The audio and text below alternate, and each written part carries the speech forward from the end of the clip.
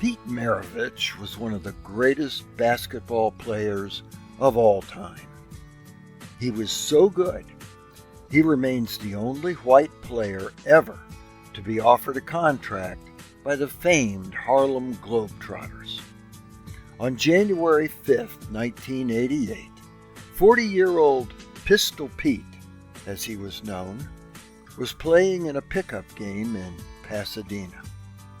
On a break, he walked over to a minister who was watching and told him, "I feel great." And then he dropped dead.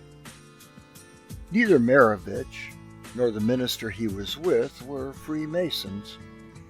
But this episode isn't about Pete Maravich. It's about famous last words. There are dozens upon dozens of reports of people's famous last words. Take, for example, the Marx Brothers, who gave us a couple of examples.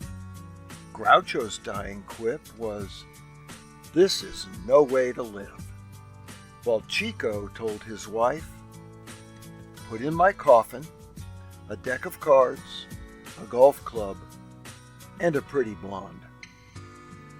Soothsayer Nostradamus' last prediction, which came true, was also the last thing he said. "Tomorrow, at sunrise, I shall no longer be here." As Joan Crawford lay dying, her housekeeper stood in the room praying for her. Crawford became angry and yelled at her, "Damn it, don't you dare ask God to help me." Of course, there are a number of Freemasons who have chimed in with some interesting last words. Nell Land, wife of Brother Frank Land, founder of D. Malay, reported as he lay dying, he looked up at her and with his last breath said, "It is the beginning."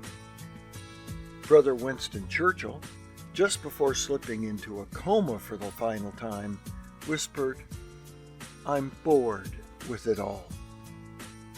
Sarah Franklin, daughter of Brother Benjamin Franklin, agonized as she saw him suffering and struggling to breathe on his deathbed. Trying to help, she suggested he shift position so he could breathe more easily. Franklin replied, "A dying man can do nothing easy." As his life faded, Johann Wolfgang von Goethe asked for the window's shutters to be opened and said, "More light." A Freemason asking for more light. Imagine that. But the one in particular I wanted to mention was a brother you may not be familiar with, Georges Jacques Danton.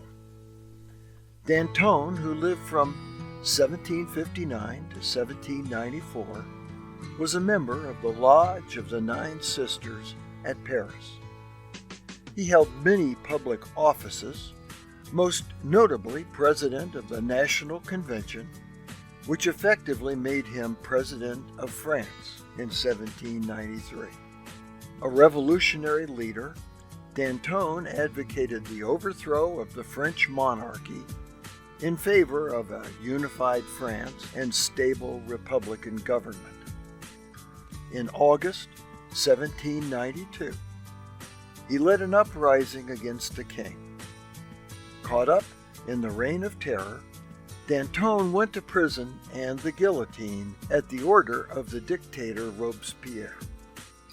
As Brother Danton's cart carried him to his execution, it rolled past Robespierre's house, with Danton shouting insults at the tyrant and predicting he would also be executed, which he was. When the executioner took him up to the guillotine, Brother Danton turned to him and uttered some of history's most famous last words.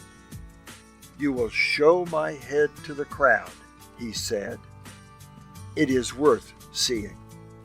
And for today at least, my last words are, for the Whence Came You podcast, This is Steve Harrison with the Masonic Minute.